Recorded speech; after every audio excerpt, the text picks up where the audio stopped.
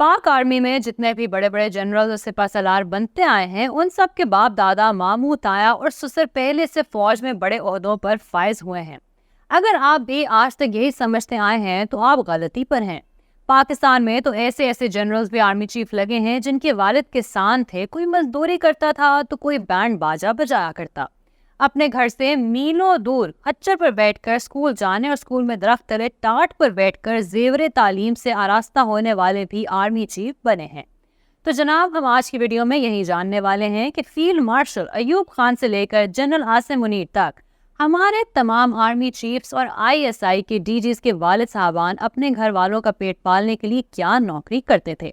आप देख रहे हैं इलेक्शन बॉक्स और मैं हूं मिनाहिल शेख। आप मुझे इंस्टाग्राम पर फॉलो कर सकते हैं जिसका लिंक डिस्क्रिप्शन में मिलेगा। So let's begin. वक्त अजीज के पहले दोनों आर्मी चीफ्स ब्रिटिश थे। पाकिस्तान के पहले army chief sir Frank Walter Messervy के वालिद का नाम वॉल्टर जॉन मेसरवी था और वो पेशे के लिहाज से बैंकर थे। यहाँ मैं आपको बताती चलूं कि जनरल मेसरवी के दौर में पहली पाक भारत जंग हुई और हमारे पश्तून भाइयों का कबायली लश्कर पेशकदमी करता हुआ श्रीनगर तक पहुंच गया था। ताहम हमारे आर्मी चीफ ने गवर्नर जनरल मोहम्मद अली जिन्ना की हुक्म अदूली की। कुतब में दर्ज है कि इन मौसूफ ने कायदे आजम के बराह रास्त हुक्म की कोई परवाह ना की और कश्मीर में फौज भेजने से इनकार कर दिया था। रिटायरमेंट के बाद ये साहब अपने असली वतन इंग्लैंड वापस चले गए। हमारे दूसरे commander in chief general sir Douglas David Gracey अपने गोरे वालदेन की वो पहली औलाद थे जिसकी पैदाइश इंडिया में हुई। उत्तर प्रदेश के मुस्लिम अक्सरियती जिला मुजफ्फरनगर में पैदा होने वाले जनरल डगलस डेविड ग्रेसी का वालिद सरकारी अफसर था।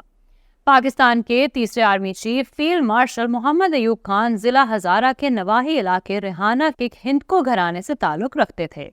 उनके वालिद मीर दाद खान ब्रिटिश इंडियन आर्मी में रसालदार मेजर हुआ करते थे।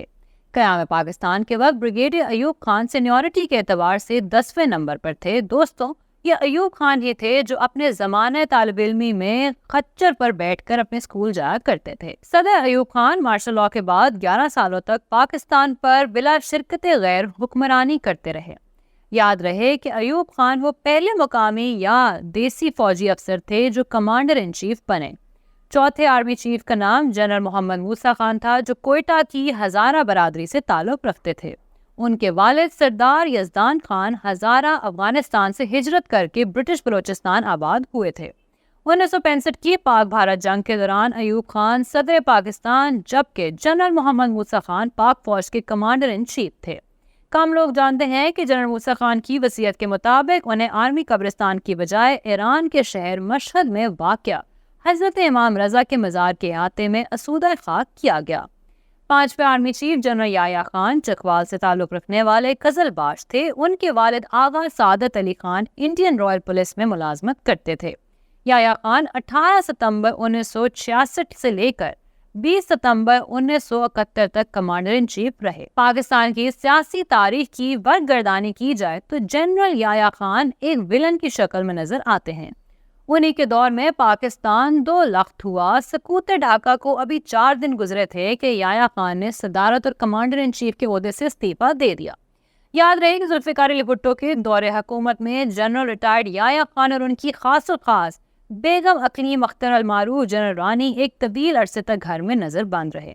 छठे आर्मी चीफ जनरल गुल हसन खान भी पश्तून थे। याद रहे कि जनरल गुल हसन अफवाज पाकिस्तान के वो इकलौते सरबराह थे जिनसे भुट्टो साहब ने गन पॉइंट पर इस्तीफा लेकर अपने मनपसंद जनरल टिक्का खान को आर्मी चीफ बनाया था। जनरल गुल हसन का टेन्योर 20 दिसंबर 1971 से 2 मार्च 1972 तक था। उन्होंने फौज से रिटायरमेंट के बाद अपनी याददाश्तों को जमा करते हुए एक किताब भी तहरीर की। पाकिस्तान के 7वें army chief general Tikka Khan जिला रावलपिंडी के इलाके कलर सईदा के रहने वाले थे और वो राजपूत कौम से ताल्लुक रखते थे। जनरल टिक्का खान साबिक वजीर आजम जुल्फिकार अली भुट्टो के बहुत करीबी समझे जाते थे, जबकि शेख मुजीबुर रहमान उन्हें बुचर ऑफ बंगाल यानी बंगाल का कसाई कहा करते थे।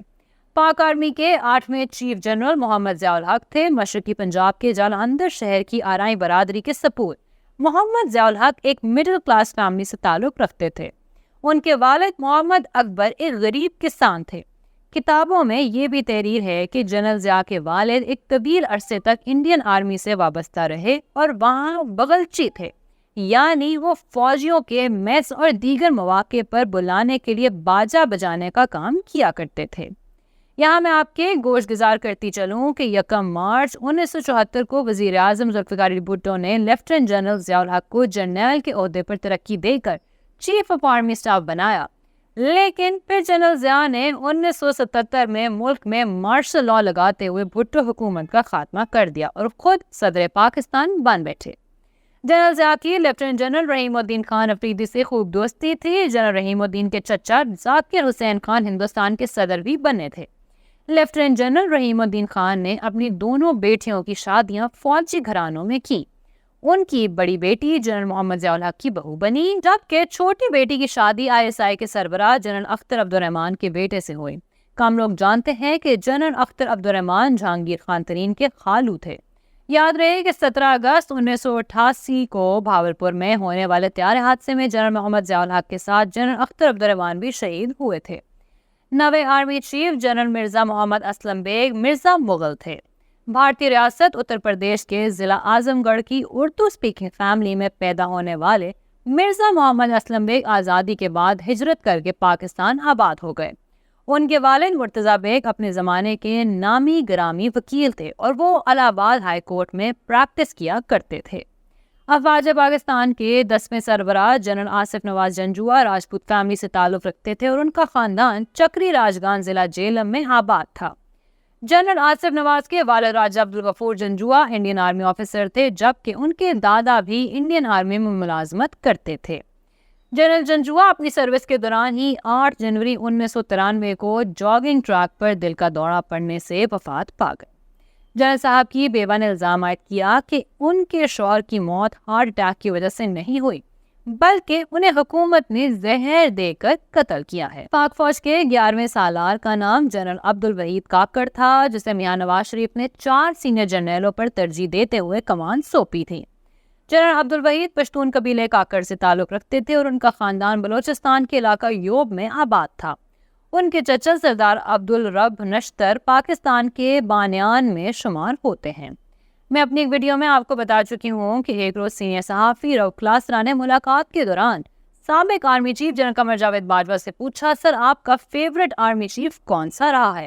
تو سپہ سالار نے مسکراتے ہوئے جنرل عبدالوحید کاکڑ کی پینٹنگ پر انگلی رکھ دی۔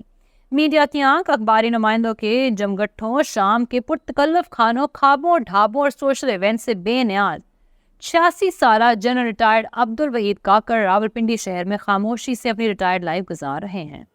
پاکستان کے 12ویں آرمی چیف جنرل جہانگیر کرامت پشتون قبیلے کاکازائی سے تعلق رکھتے ہیں۔ ان کے والد کرامت احمد سرکاری ملازم تھے۔ یہاں میں آپ کو بتاتی چلوں کہ 1988 میں جنرل جہانگیر کرامت کے دور میں پاکستان نیوکلیئر پاور بنا تھا۔ جمہوری سوچ رکھنے والے جنرل جہانگیر کرامت نواز شریف کا سافٹ ٹارگٹ بنے۔ نواز شریف نے ان سے استعفیٰ مانگا تو جنرل صاحب نے خاموشی سے سرنڈر کر دیا۔ یہی وجہ تھی کہ جنرل صاحب کے کولیگز انہیں جنرل باجی کے نام سے پکارتے تھے۔ پاکستان کے 13ویں آرمی چیف جنرل سید پرویز مشرف دہلی شہر کی اردو سپیکنگ سادات فیملی کے خان وادے تھے۔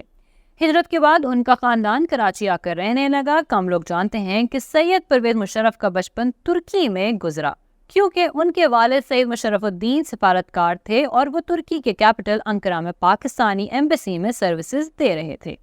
یاد رہے کہ وزیر اعظم پاکستان میاں محمد نواز شریف نے منگلہ کے کور کمانڈر پرویز مشرف کو پاک آرمی کی کمان سونپی تھی، لیکن پھر 12 اکتوبر 1999 کو جب پرویز مشرف سری لنکا کے دورے پر تھے تو میاں صاحب نے ان کی جگہ پر ISI کے سربراہ جنرل ضیاء الدین بٹ کو نیا آرمی چیف بنا دیا۔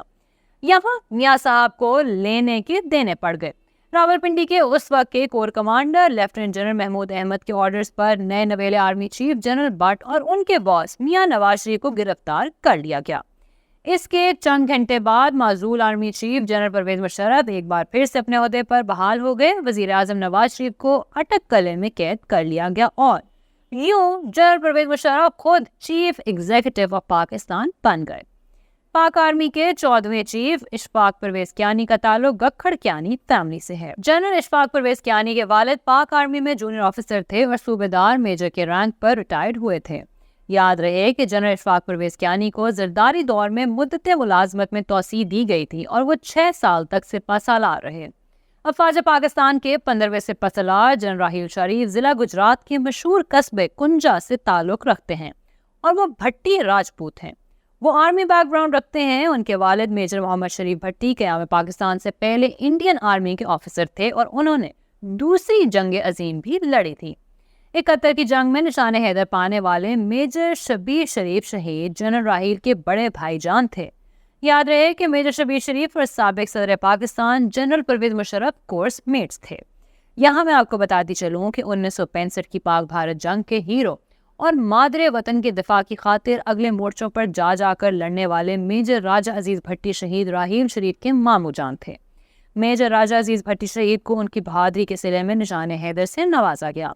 राहील शरीफ के मंझले भाई मुमताज शरीफ पाक आर्मी से मेजर रिटायर्ड हैं, जबकि राहील शरीफ के दोनों बेटे इस वक्त पाक आर्मी में सर्व कर रहे हैं। अफवाज पाकिस्तान के 16वें सिपह सलार जनरल कमर जावेद बाजवा गखड़ मंडी गुजरावाला के रहने वाले हैं और वो बाजवा जट हैं।